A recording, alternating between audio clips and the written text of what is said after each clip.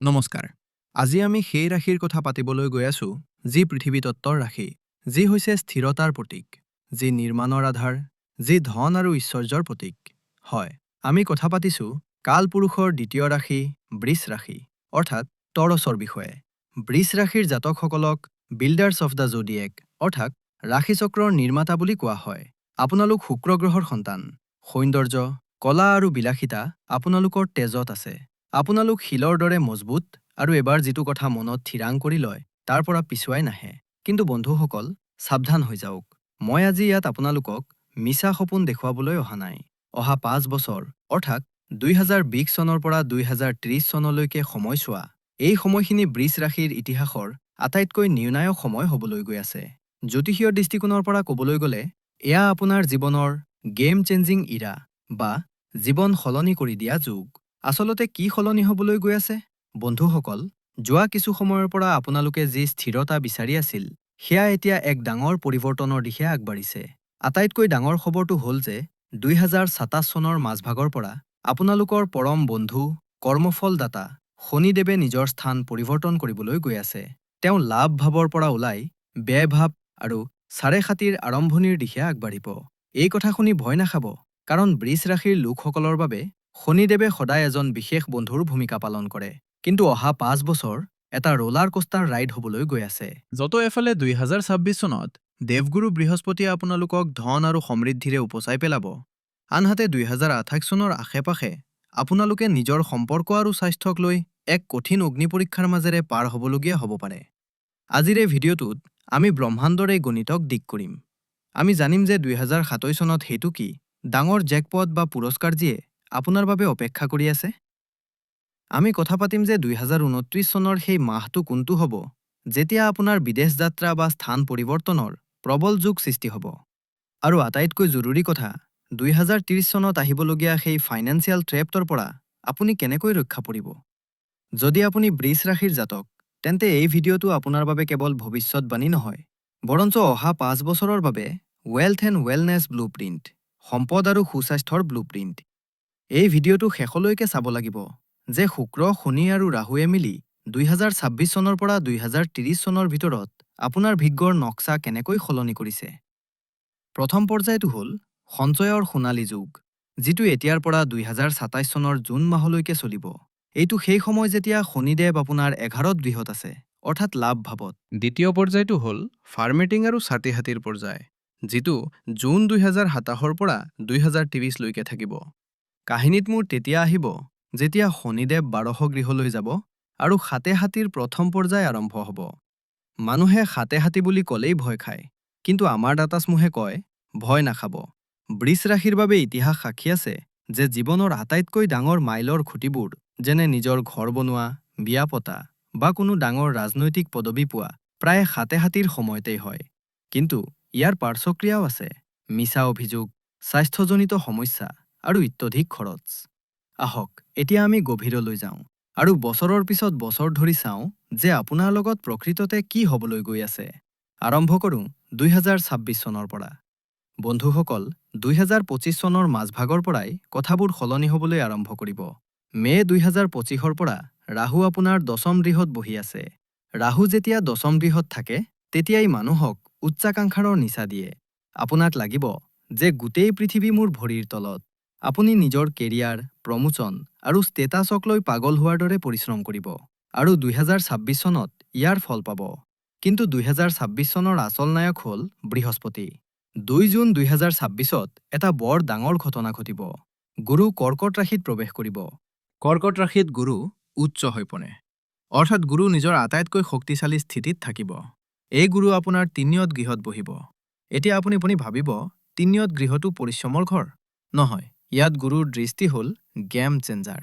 যেতিয়া গুৰু ৩য়ত গৃহত উচ্চ হৈ থাকে, তেতিয়া তেওঁ ৩টা ঘৰলৈ চায়। প্ৰথমতে তেওঁৰ দৃষ্টি সপ্তম গৃহত পৰিব। যদি আপুনি ব্যৱসায়ী, তেন্তে এয়া আপোনাৰ গোল্ডেন পিৰিয়ড। আপোনাৰ পাৰ্টনাৰশ্বিপ বা অংশীদাৰিত্ব মজবুত হ'ব। যদি আপুনি ছিংগেল বা অবিবাহিত, তেন্তে বিয়াৰ প্ৰবল যুগ সৃষ্টি হ'ব। দ্বিতীয়তে তেওঁৰ দৃষ্টি ১১০০ গৃহত আছে। গুৰুৰ পোনপটীয়া নজৰ আপোনাৰ লাভ ভাৱত আছে। ইয়াৰ অৰ্থ হ'ল সৰ্বকাৰ্য সিদ্ধি। আপোনাৰ সকলো ৰৈ থকা কাম সম্পূৰ্ণ হ'ব। উপাৰ্জনৰ উৎস বাঢ়িব, প্ৰপাৰ্টি বা সম্পত্তিৰ ডিলৰ পৰা লাভ হ'ব। আৰু তৃতীয়তে, তেওঁৰ দৃষ্টি নয়মম গৃহত আছে।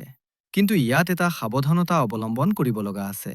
গুৰুৱে নয়মম গৃহলৈ চাই আছে সঁচা, কিন্তু নয়মম গৃহত মকৰ ৰাশি আছে, য'ত গুৰুক নিজ বুলি ধৰা হয়। ইয়াৰ অৰ্থ হ'ল ভাগ্যই লগ দিব, কিন্তু দেউতাৰ লগত আপোনাৰ মতভেদ হ'ব পাৰে, বা দেউতাৰ স্বাস্থ্য চিন্তাৰ বিষয় হৈ পৰিব পাৰে। এই সময়ত ধৰ্মীয় যাত্ৰাবোৰত এই গুৰুই নীতি কৰিব পাৰে। ৩৫ জন জাতক জাধৰ্মীয় যাত্ৰাবোৰত এই গোটেই ৫ বছৰীয়া বিশ্লেষণৰ আটাইতকৈ গুৰুত্বপূৰ্ণ তাৰিখ। টুকি লওক ৩ জুন ২০২৭। এইদিনা শনিদেৱে আপোনাৰ ১১শ গৃহৰ পৰা ওলাই দ্বাদশ গৃহত প্ৰৱেশ কৰিব। ইয়াত দুটা ডাঙৰ কথা ঘটিব। প্ৰথমতে, আপোনাৰ সাড়ে-সাতিৰ প্ৰথম পৰ্যায় আৰম্ভ হ'ব। দ্বিতীয়তে, মেষ ৰাশিত শনি নীচ হৈ পৰে। জ্যোতিষত নীচ শনি বুলি শুনিলেই মানুহে ভয় খায়। মানুহে ভাবে যে এতিয়া চাগে সকলো শেষ। কিন্তু বৃষ ৰাশিৰ বাবে দাতাসমূহে বেলেগ কথা কয়। আমাৰ দাতাসমূহে কয় যে শনিয়ে ইয়াত এটা হিডেন ৰাজযোগ বা গোপন ৰাজযোগ সৃষ্টি কৰিব পাৰে। কেনেকৈ? শনি ১২শ গৃহত বহি ৬ষ্ঠ গৃহলৈ চাই থাকিব। ইয়াৰ অৰ্থ হ'ল আপোনাৰ শত্ৰুৱে আপোনাক আক্ৰমণ কৰিব, মিছা অভিযোগ লাগিব, কোৰ্ট কেছ হ'ব পাৰে। কিন্তু যিহেতু শনিয়ে ৬ষ্ঠ গৃহলৈ চাই থাকিব, তেওঁ এই শত্ৰুবোৰক নাশ কৰি পেলাব। যদি আপুনি সত্যৰ পথত আছে, তেন্তে আপুনি এই সমস্যাবোৰৰ পৰা ওলাই আহি এজন নেতা বা ৰজাৰ দৰে জিলিকি উঠিব। ইতিহাসত বহুতো সম্ৰাট এই গ্ৰহস্থিতিৰ বাবেই সৃষ্টি হৈছে। কিন্তু সাৱধান হৈ থাকিব। এই সময়ত অজজি যেন অহুত বাঢ়ি যাব। আপুনি নিবিচাৰিলেও পইচা খৰচ কৰিব লগা হ'ব। কেতিয়াবা চিকিৎসালয়ৰ বিলত, কেতিয়াবা ওকালতিৰ ফিজত, বা কেতিয়াবা হঠাৎ অহা ঐপদত। সেয়েহে আমি ২০২৬ কৈছিলোঁ, পইচা জমা কৰি লওক, কাৰণ ২০২৭ৰ পিছত খৰচ কৰাৰ সময় আহিব। এতিয়া মই এটা বিশেষ কথা পাতিব বিচাৰো আমাৰ মাতৃ আৰু ভগ্নীসকলৰ লগত, যিসকল গৃহিণী বা হোম মেকাৰ। প্ৰায় ৰাশিফলৰ ভিডিঅ'ত আপোনালোকৰ বিষয়ে বেলেগকৈ কথা পতা নহয়। কিন্তু বৃষ ৰাশিৰ এই ফৰ্মেটিং প্ৰক্ৰিয়াত আপোনালোকৰ ভূমিকা আটাইতকৈ গুৰুত্বপূৰ্ণ। আপোনালোকৰ বাবে এই ৫ বছৰ কেনেকুৱা হ'ব? আহক চাওক। ২০২৬ৰ পৰা ২০২৭ৰ মাজভাগলৈ সময়খিনি আপোনাৰ বাবে কেৱল ৰন্ধা-বঢ়া কৰাৰ বাবে নহয়। এই সময়ছোৱাত যেতিয়া গুৰু উচ্চ হৈ আপোনাৰ ৩য়ৰ গৃহত থাকিব, তেওঁ পোনপটীয়াকৈ আপোনাৰ ৭মম গৃহ আৰু ৯ম গৃহলৈ চাব। ইয়াৰ অৰ্থ হ'ল যে আপোনাৰ ভাগ্যৰ বাবে আপোনাৰ স্বামীয়ে কেৰিয়াৰত ডাঙৰ জাপ বা সফলতা পাব। তেওঁৰ উপাৰ্জন বাঢ়িব। লগতে, যদি আপুনি কোনো work from home, tuition, cooking channel বা অনলাইন বিজনেছ আৰম্ভ কৰিব বিচাৰে, তেন্তে ২০২৬ চনটো আটাইতকৈ শ্ৰেষ্ঠ বছৰ। গুৰুৱে আপোনাক সহায় কৰিব। আপুনি ঘৰত বহি নিজৰ এক বেলেগ পৰিচয় গঢ়িব পাৰিব।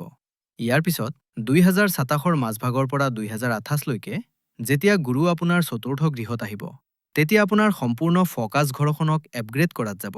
আপুনি নতুন এছবাব বা ফাৰ্নিচাৰ আনিব, ঘৰ মেৰামতি কৰাব, বা হ'ব পাৰে আপোনাৰ নামত কোনো নতুন সম্পত্তি বা গাড়ী কিনিব। ঘৰৰ পৰিৱেশ বহুত শুভ হৈ থাকিব। কিন্তু ফেব্ৰুৱাৰী ২০২৮ৰ পিছত আপুনি সাৱধান হ'ব লাগিব। ইয়াত দুটা ঘটনা ঘটিব। প্ৰথমতে, জুন ২০২৮ৰ পৰা ৰাহু আপোনাৰ ৮ম গৃহত আহিব। ৮ম ঘৰটো হৈছে শাহুৰ ঘৰ বা শহুৰ পক্ষৰ। ৰাহুৱে ইয়াত ভুল বুজাবুজি সৃষ্টি কৰে। শাহু-বোৱাৰীৰ সম্পৰ্কত বা ননদ-নবৌৰ সম্পৰ্কত হঠাৎ কাজিয়া বা অশান্তি হ'ব পাৰে। মোৰ পৰামৰ্শ হ'ল যে এই সময়ছোৱাত যদি শাহুৰ ঘৰৰ ফালৰ পৰা কোনো কথা বেয়া লাগে, তেন্তে তাক আওকাণ কৰক। প্ৰতিক্ৰিয়া দেখুৱাব, নহ'লে কথা বিষম হ'ব পাৰে। দ্বিতীয়তে, শনি ১২শ গৃহত থকাৰ বাবে গৃহিণী হোৱা হেতুকে আপুনি অনুভৱ কৰিব যে আপুনি সকলোৰে বাবে ইমান কৰিছে, কিন্তু কোনেও আপোনাক প্ৰশংসা বা সঁহাৰি দিয়া নাই। আপুনি অকলশৰীয়া অনুভৱ কৰিব পাৰে। এই আৱেগিক চাপ বা ষ্ট্ৰেছৰ পৰা বাচিবলৈ কীৰ্তন বা ধ্যানৰ লগত জড়িত হওক। আৰু হয়, এটা ভাল কথা এইটো যে ২০২৮ৰ পৰা ২০৩০ৰ ভিতৰত যদিও খৰচ বাঢ়িব, কিন্তু বৃষ ৰাশিৰ গৃহিণীসকলেই সেই বিত্তমন্ত্ৰী হ'ব যিয়ে নিজৰ গোপন সঞ্চয়ৰ জৰিয়তে ঘৰখনক বিপদৰ পৰা ৰক্ষা কৰিব। সেয়েহে ২০২৬ৰ পৰাই অলপকৈ জমা কৰিবলৈ আৰম্ভ কৰক। এতিয়া আকৌ সকলোৰে বাবে ঘূৰি আহোঁ আৰু ২০২৮ চনত প্ৰৱেশ কৰোঁ। এই বছৰটো আপোনাৰ পৰীক্ষাৰ বছৰ। ২৩ ফেব্ৰুৱাৰী ২০২৮ত শনি সম্পূৰ্ণৰূপে ১২শ গৃহত স্থাপিত হৈ যাব। এই সময়ত আপুনি অনুভৱ কৰিব যে আপুনি এখন জেলত আছে। মানে শাৰীৰিকভাৱে নহয়, বৰঞ্চ মানসিক জেলত। আপোনাক লাগিব যে আপুনি বহুত ব্যস্ত, নিজৰ বাবে সময় নাই, ষ্ট্ৰেছ লেভেল বাঢ়ি গৈছে আৰু দুশ্চিন্তা বাঢ়িছে। আপোনাৰ টোপনি অহাত অসুবিধা আৰু ভৰিত বিষ হ'ব পাৰে। কিন্তু এই অন্ধকাৰত এটা পোহৰো আছে। ২০২৮ৰ প্ৰথম ৬ মাহ গুৰু আপোনাৰ ৪ৰ্থ গৃহত আৰু তাৰ পিছত ৫ম গৃহত থাকিব। এই গুৰু আপোনাৰ বাবে সুৰক্ষা কোৱাচৰ কাম কৰিব। যেতিয়ালৈকে গুৰু পঞ্চম গৃহত আছে তেওঁ নিজৰ দৃষ্টি আপোনাৰ প্ৰথম গৃহত পেলাব। ইয়াৰ অৰ্থ কি? ইয়াৰ অৰ্থ হ'ল যে যদিও শনিয়ে আপোনাক আমনি কৰি আছে, যদিও ৰাহুৱে আপোনাক ভয় খুৱাই আছে, কিন্তু গুৰুৰ কৃপাত আপোনাৰ বুদ্ধি আৰু স্বাস্থ্য ৰক্ষা পৰিব। জুন 2028ত ৰাহু আপোনাৰ অষ্টম গৃহত আহিব। অষ্টম ঘৰৰ ৰাহুৱে হঠাৎ হোৱা কিছুমান ঘটনা লৈ আহে। এই সময়ত আপুনি নিজৰ শহুৰ পক্ষৰ পৰা সাৱধান হ'ব লাগিব। তেওঁলোকৰ পৰা সম্পৰ্ক বেয়া হ'ব পাৰে। কোনো পুৰণি গোপন কথা বা ৰাজ ওলাই পৰিব পাৰে। কিন্তু যদি আপুনি গৱেষণা, গুদুবিদ্যা বা গভীৰ বিজ্ঞানৰ লগত জড়িত, তেন্তে এই ৰাহুৱে আপোনাক বহুত গভীৰ জ্ঞান দিব। এতিয়া আমি আহি পালোঁ 2029 আৰু 2030 চনত। 8 আগষ্ট 2029ত এটা বৰ ডাঙৰ পৰিৱৰ্তন হ'ব। শনিদেৱ 12 গৃহৰ পৰা ওলাই আপোনাৰ প্ৰথম গৃহত আহি যাব। ইয়াক কোৱা হয় জন্ম শনি বা পিক সাধে ছাতি। শনি এতিয়া আপোনাৰ মূৰৰ ওপৰত বহি আছে। ইয়াৰ পৰাই ছিষ্টেম ফৰ্মেটিঙৰ ফাইনেল প্ৰক্ৰিয়া আৰম্ভ হ'ব। দাতাসমূহে কয় যে আপোনাৰ পুৰণি বন্ধু আপোনাৰ পৰা আঁতৰি যাব। আপুনি হয়তো অকলশৰীয়া অনুভৱ কৰিব, কিন্তু ভয় খোৱাৰ কথা নাই। তেওঁলোকৰ ঠাইত নতুন, বেছি প্ৰভাৱশালী আৰু শক্তিশালী মানুহ আহিব।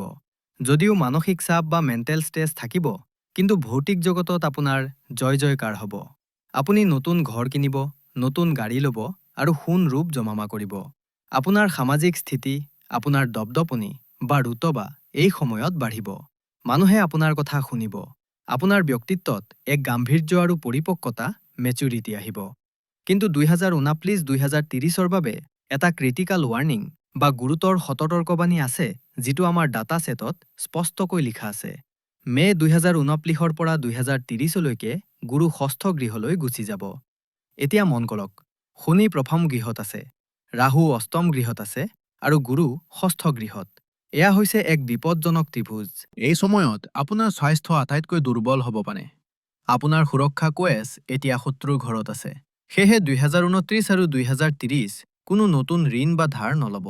কাৰো লগত কাজিয়া নকৰিব আৰু নিজৰ স্বাস্থ্যক লৈ অলপমানো অৱহেলা নকৰিব। বন্ধুসকল, মই এতিয়াই 7.5ৰ কথা উল্লেখ কৰিলোঁ আৰু মই জানো যে বহুতো লোকে এই কথা শুনি ভয় খাইছে। কিন্তু আমাৰ ওচৰত যি জ্যোতিষীয় ডাটা আছে সেয়া এই ভয় দূৰ কৰে। বৃষ ৰাশিৰ বাবে শনি কোনো শত্ৰু নহয়, তেওঁ আপোনাৰ কৰ্মফলদাতা। ডাটাসমূহে স্পষ্টকৈ কয় যে বৃষ ৰাশিৰ লোকসকলৰ বাবে জীৱনৰ ডাঙৰ মাইলৰ খুঁটিবোৰ 7.5ৰ সময়তেই আহে। কিয়? কাৰণ শনি যেতিয়া 12 বা বহম গৃহত আহে, তেওঁ আপোনাক কমফৰ্ট জ'ন বা আৰামদায়ক স্থানৰ পৰা গুৰিয়াই বাহিৰলৈ উলিয়াই দিয়ে। তেওঁ আপোনাক কয়, উঠ, পৰিশ্ৰম কৰ।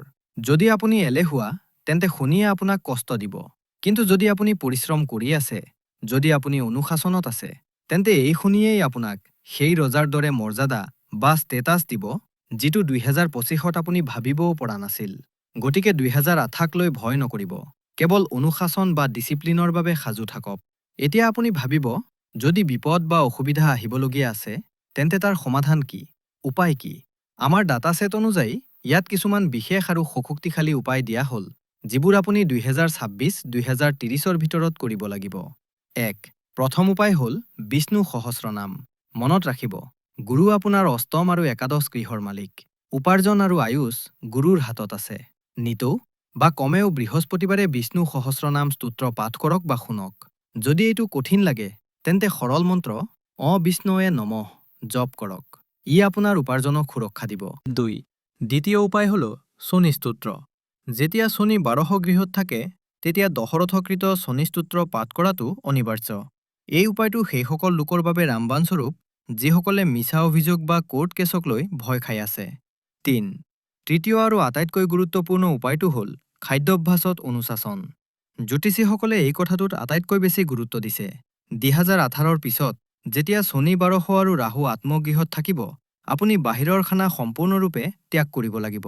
যদি আপুনি নিজৰ ডায়েট বা খোৱা-বোৱাত নিয়ন্ত্ৰণ নকৰে, তেন্তে হাস্পতাললৈ অহা-যোৱা কৰাটো নিশ্চিত। সাত্বিক ভোজন কৰক। চূড়া আৰু আমিষ ভোজনৰ পৰা আঁতৰি থাকক। 4. আৰু শেষৰ উপায়টো ৰাহুৰ বাবে। দুৰ্বলক অত্যাচাৰ নকৰিব। দুখীয়া, মজদুৰ আৰু দুৰ্বল মানুহক সহায় কৰক। যদি আপুনি নিজৰ ক্ষমতাৰ অহংকাৰত কাৰোবাক হাৰাশাস্তি কৰে, তেন্তে ৰাহু আৰু শনিয়ে মিলি আপোনাৰ মৰ্যাদা মাটিত মিলাই দিব। গতিকে বন্ধুসকল, এয়া আছিল বৃষ ৰাশিৰ 2026 চনৰ পৰা 2030 চনলৈকে সম্পূৰ্ণ ছিষ্টেম ফৰ্মেটিং ৰিপৰ্ট। উপসংহাৰ কি? পৰৱৰ্তী 2 বছৰ চমৎকাৰ হ'ব। বহুত টকা উপাৰ্জন কৰক, ব্যৱসায় কৰক। তাৰ পিছৰ ৩ বছৰ নিজক সলনি কৰাৰ সময়। পুৰণি অভ্যাস এৰকক, অনুশাসিত হওক আৰু নতুন মৰ্যাদাক আদৰণি জনাওক। মনত ৰাখিব, যদি কৰ্মই হয় কলা, তেন্তে কি কৰিব ৰুদ্ৰাক্ষৰ মালা? নিজৰ কৰ্ম পৰিষ্কাৰ ৰাখক, শনিদেৱে আপোনাক ৰজা বনাই হে দিব।